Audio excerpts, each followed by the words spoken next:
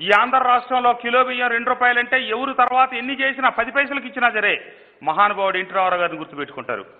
ఈ రాష్ట్రంలో ఆరోగ్యశ్రీ అంటే మహానుభావుడు రాజశేఖర రెడ్డి గారిని గుర్తు తెచ్చుకుంటారు. అలాగే ఫీజులు రియంబర్స్మెంట్ పెట్టి పేదల బిడ్డలను చదివించింది ఎవరయ్యా అంటే రాజశేఖర రెడ్డి గారిని గుర్తు చేసుకుంటారు.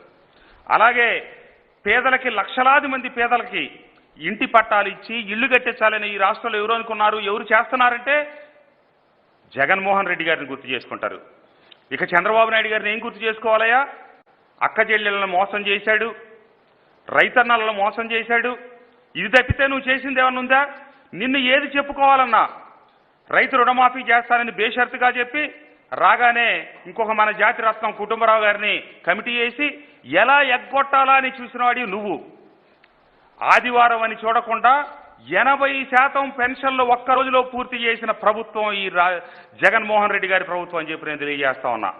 ఎన్ని ప్రతికూల పరిస్థితులున్నా, ఎన్ని ఆర్థిక ఇబ్బందులున్నా ఈ రాష్ట్రానికి, ఈ దేశానికి, ఈ ప్రపంచానికి అన్న మాట మీద కట్టుబడి ముందుకు సాగాలి అని సాగుతున్న వ్యక్తి జగన్మోహన్ రెడ్డి.